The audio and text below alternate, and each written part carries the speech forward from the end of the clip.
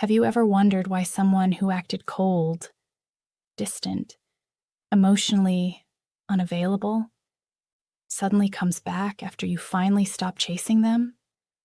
Why is it that the moment you give up, the moment you stop texting, stop explaining, stop begging to be understood, that is when they start thinking about you again? It feels confusing, almost unfair, because when you were giving them love, attention, reassurance, and energy, they pulled away. But when you disappeared into silence, suddenly your absence became louder than your presence ever was. And most people never understand why this happens.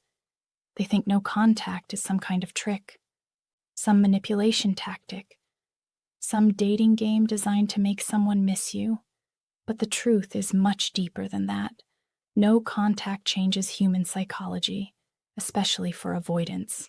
And if you stay until the end of this video, you are going to understand something that most people spend years suffering to learn. Why silence affects avoidance more powerfully than love ever could. And why the moment you stop chasing is often the moment they finally start feeling the emotional weight of losing you. Because this is not just about relationships. This is about human nature. You see, avoidants are not like other people emotionally. They crave connection, but fear emotional dependence. They want love, but panic when love starts feeling too real. And because of that internal conflict, they survive through distance. Distance is their protection. Silence is their armor. Detachment is how they feel safe. That is why when problems happen in relationships, avoidants often do not fight for connection. They withdraw from it. They shut down emotionally. They disappear. They become cold when emotions become intense. And for the person on the other side, it feels devastating.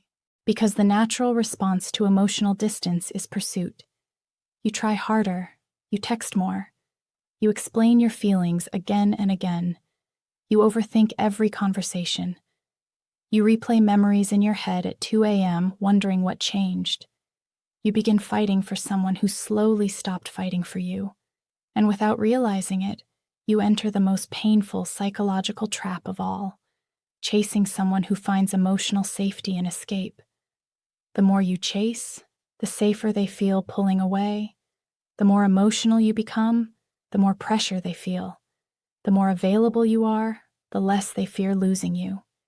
And this is where most people lose themselves completely, because they think love is proven through pursuit. But human psychology does not always respond to constant availability with appreciation. Sometimes it responds with emotional numbness. People often value what feels scarce, what feels uncertain, what feels like it can truly disappear. That is why silence changes everything. When no contact begins, something powerful happens psychologically.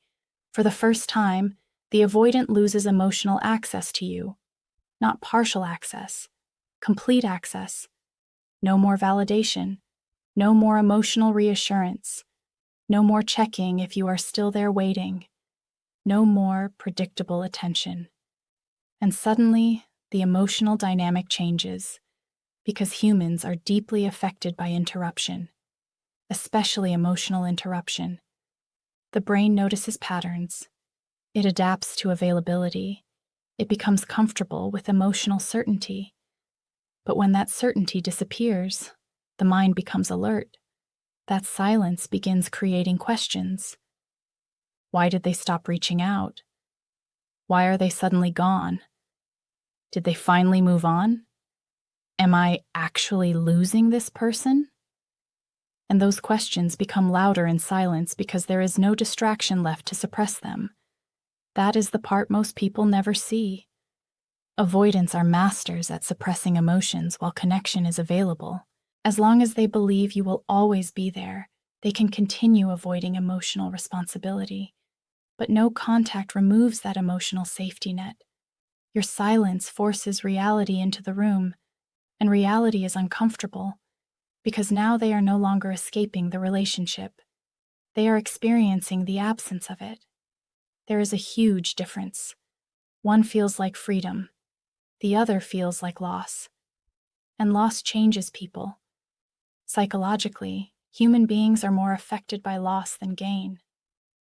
Losing emotional access creates stronger emotional reactions than simply having love available all the time.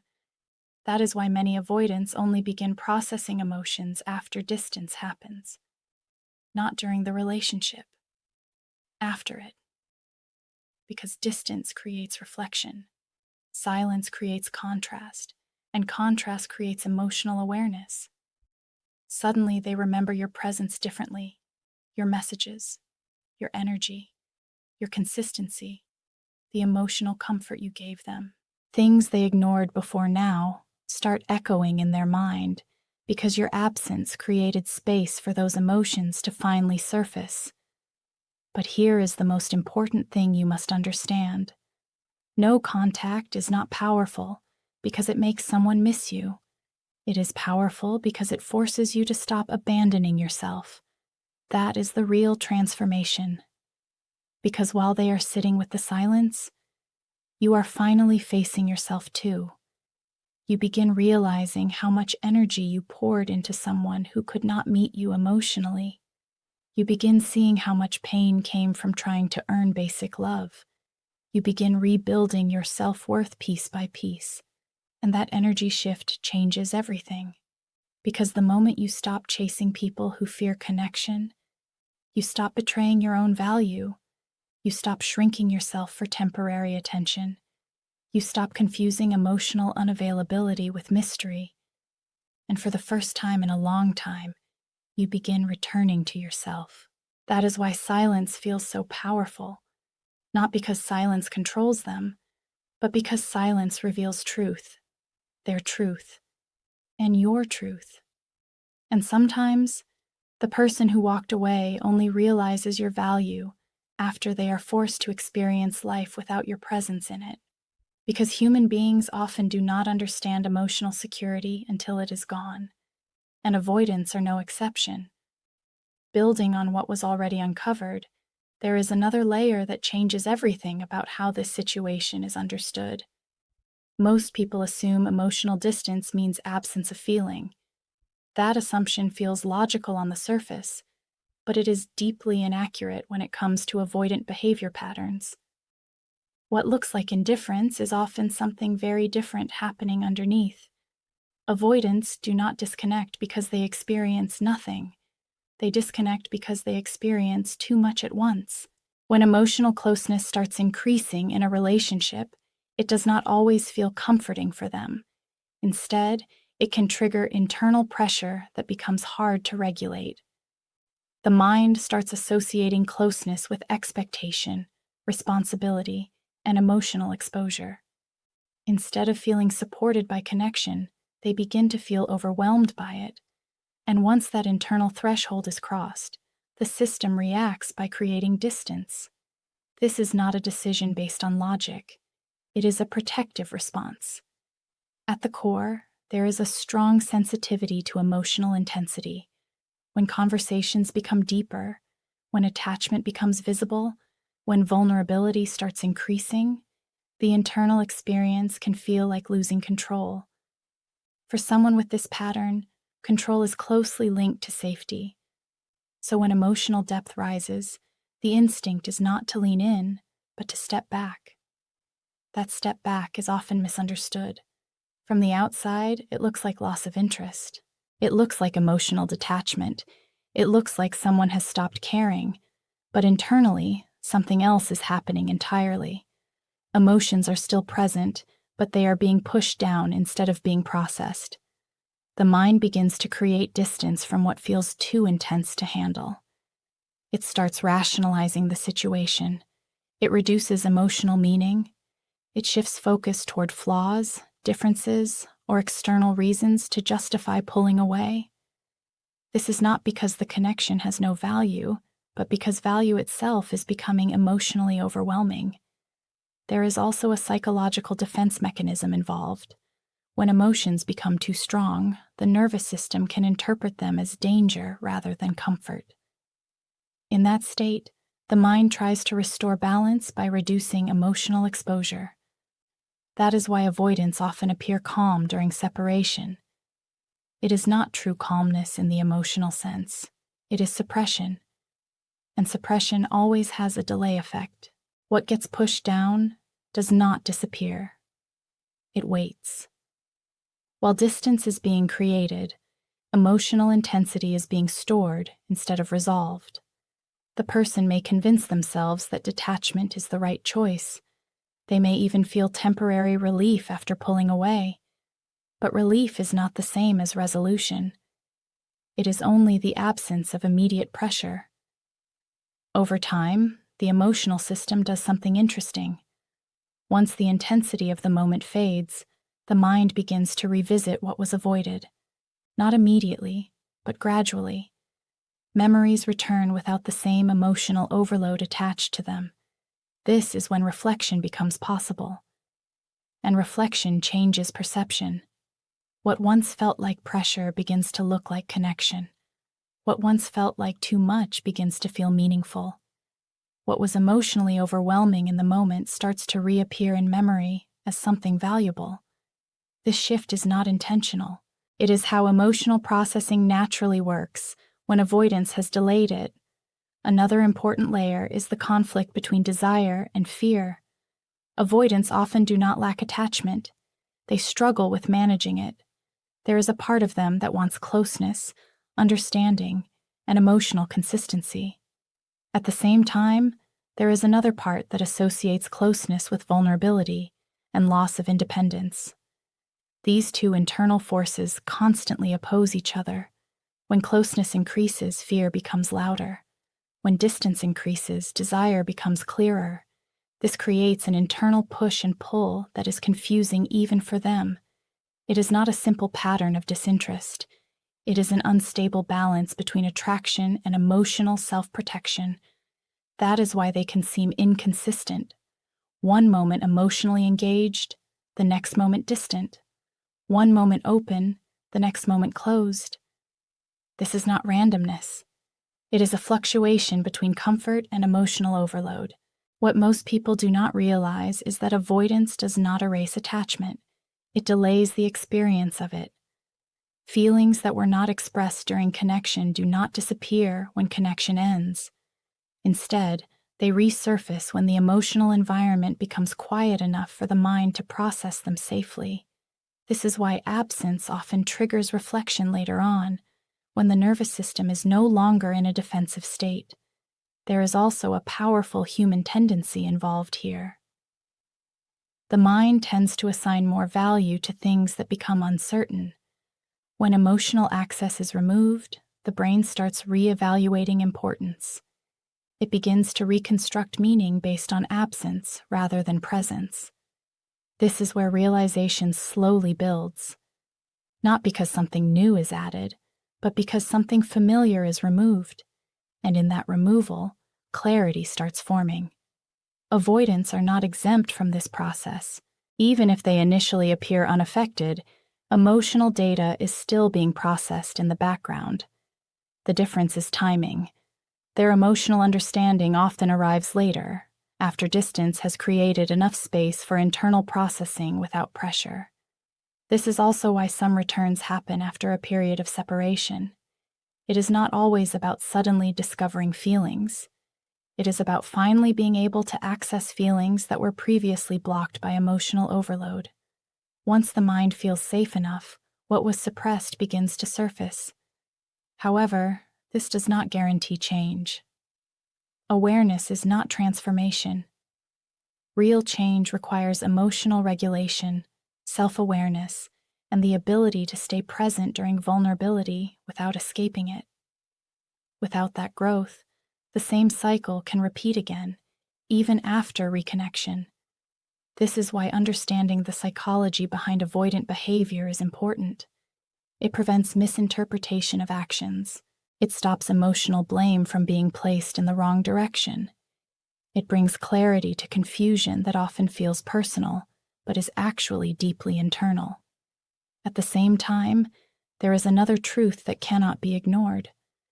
While one person is struggling with internal emotional regulation, the other often experiences emotional instability from trying to hold everything together alone.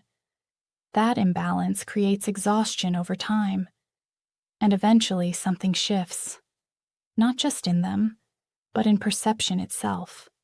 Because when emotional effort is not matched, understanding turns into awareness, and awareness slowly turns into detachment from what is no longer emotionally sustainable. This is where deeper transformation begins. At this stage, a deeper shift begins that most people never notice while it is happening. When emotional distance stays in place long enough, the mind does something very specific. It starts rebuilding understanding without interference. There is no longer pressure, no emotional intensity, no immediate reaction needed. That quiet space allows thoughts to form in a different way. In relationships where avoidant patterns exist, this quiet space is not empty. It becomes active processing time. What was once pushed aside slowly re-enters awareness, not as a reaction, but as reflection. The emotional system begins sorting experiences that were previously too overwhelming to hold at once.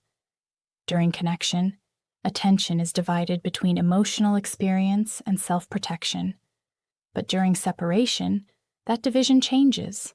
The mind is no longer reacting in real time, so it begins to replay moments with more clarity. Not everything returns at once. It comes in fragments, small details, specific memories. Small emotional signals that were ignored earlier now gain importance. This is where internal reinterpretation begins. The same experiences that were once minimized start to feel different when viewed without emotional pressure. Words that were previously dismissed begin to carry meaning. Silence that once felt comfortable now feels unfamiliar. Emotional interactions that were avoided start to appear more significant in memory than they did in real time. This shift is not sudden. It builds gradually as emotional noise decreases. There is also a natural human tendency involved in this process. The mind tries to complete unfinished emotional patterns. When something ends without full emotional closure, the brain continues working on it in the background. It searches for understanding. It tries to make sense of what felt incomplete. That is why absence becomes mentally active. It does not simply represent loss. It represents unfinished emotional processing. And unfinished emotional processing creates mental repetition. Thoughts return again and again, not because someone is intentionally thinking, but because the mind is attempting resolution. In avoidant dynamics, this becomes even more complex. During connection, emotional overwhelm interrupts clarity, but after separation, clarity slowly returns without interruption. This creates a contrast between past confusion and present stillness, and that contrast forces reevaluation. What once felt like pressure begins to be reinterpreted through a calmer emotional lens. The intensity that caused withdrawal is no longer present, so the same situation is now viewed differently. Not because the past changed, but because the emotional state used to interpret it has changed. Another important factor is emotional anchoring. Human beings naturally attach emotional significance to consistent presence. When someone is regularly available, their presence becomes part of emotional stability. When that presence suddenly disappears, the system experiences disruption. At first, this disruption may not be fully acknowledged. The mind often avoids immediate discomfort by rationalizing it. It may appear as indifference externally, but internally, the absence is still registered. It is stored quietly until emotional defenses soften. As time continues, emotional defenses begin to relax. When that happens, stored emotional data becomes accessible again.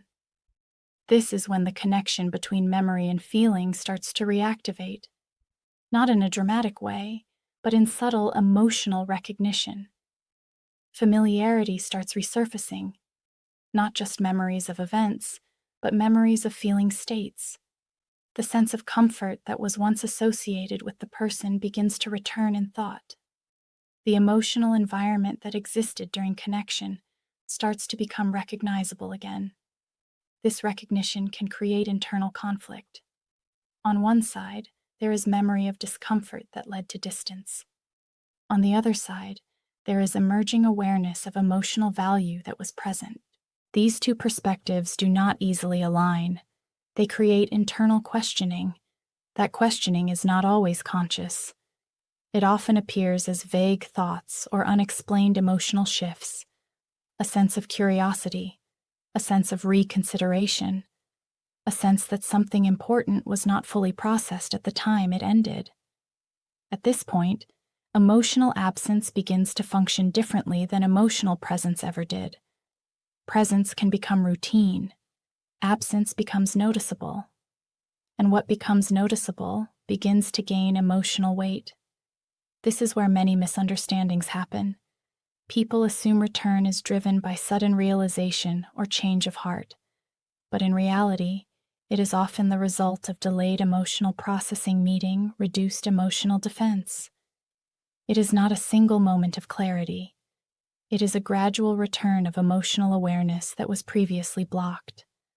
However, awareness alone does not guarantee stability, because understanding something emotionally is different from knowing how to sustain it behaviorally. This is where internal patterns matter. Without emotional regulation skills, the same cycle of closeness and withdrawal can repeat again when intensity rises. That is why distance alone does not fix underlying patterns. It only reveals them more clearly.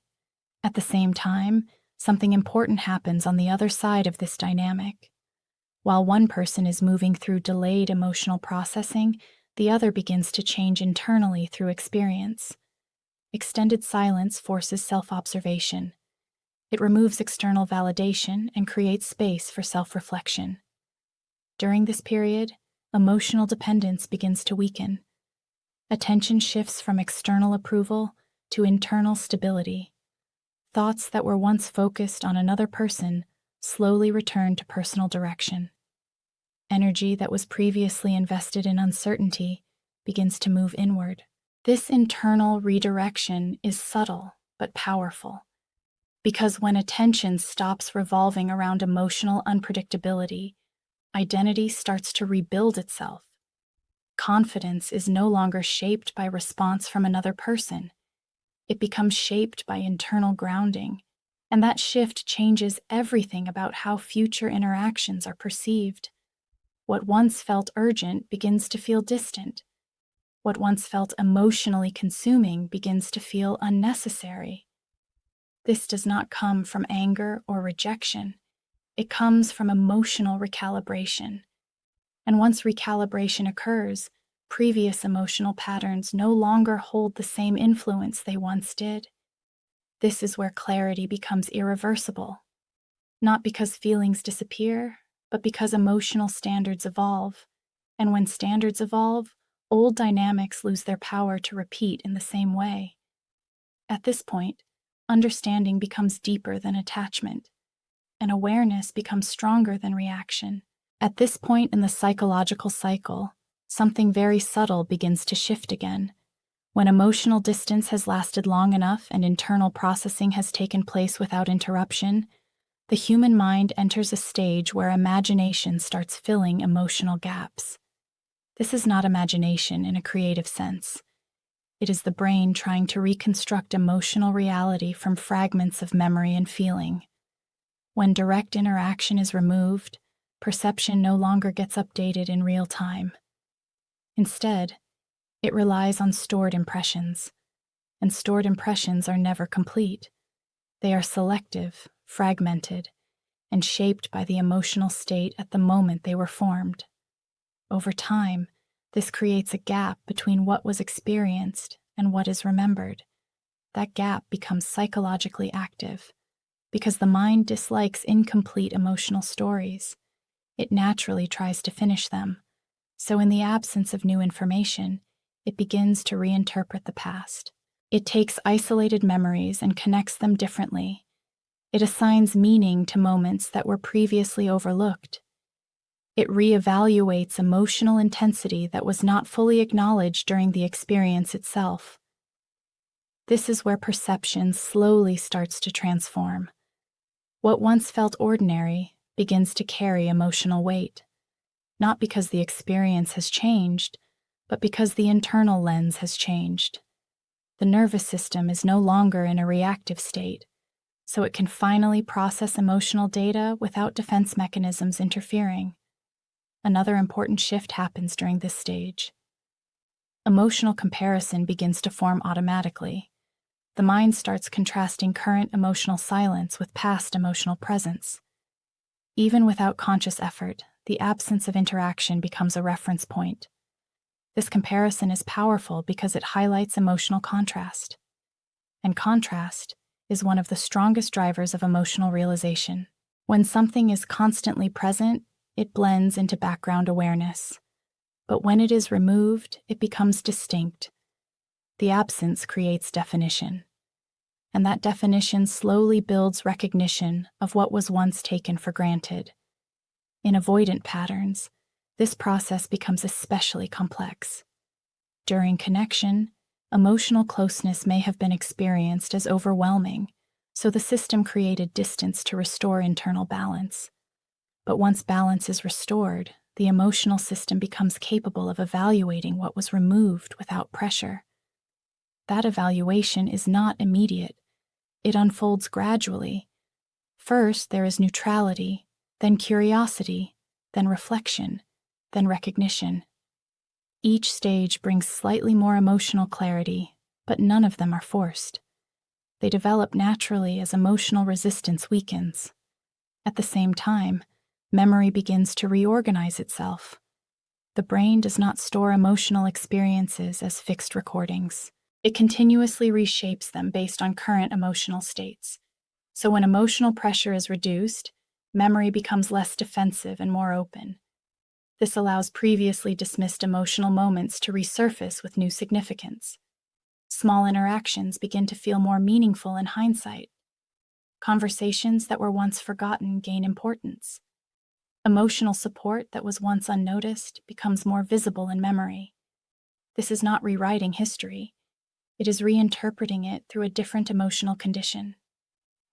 Another layer involved here is emotional scarcity. When something is no longer easily accessible, its perceived value increases. This is a basic human psychological response. The mind associates availability with normality and absence with importance. So when access to a person is no longer available, emotional significance begins to rise internally, not because effort is being made to think about them, but because the brain naturally prioritizes what is missing from its current environment. This is where emotional attention shifts. Focus begins to move from external distractions back toward unresolved emotional experiences. And unresolved emotional experiences tend to resurface repeatedly until they are internally understood. During this stage, there is often a quiet internal conflict. One part of the mind remembers the reasons for distance. Another part begins to recognize emotional value that was previously ignored. These two perspectives do not cancel each other out. Instead, they coexist, creating tension. The tension becomes the foundation for deeper reflection. Reflection, in this context, is not emotional longing alone. It is the mind trying to resolve inconsistency between past behavior and present perception. It is an attempt to understand whether distance was truly necessary or whether it was a reaction to emotional overload. And as reflection deepens, emotional certainty begins to weaken. Certainty is replaced with questioning. Fixed conclusions are replaced with reconsideration, and emotional distance, once seen as resolution, starts to appear more like interruption. However, it is important to understand that this stage does not automatically lead to change in behavior. Awareness does not guarantee action. Many people remain in reflection without transitioning into transformation, because transformation requires emotional tolerance, not just emotional insight.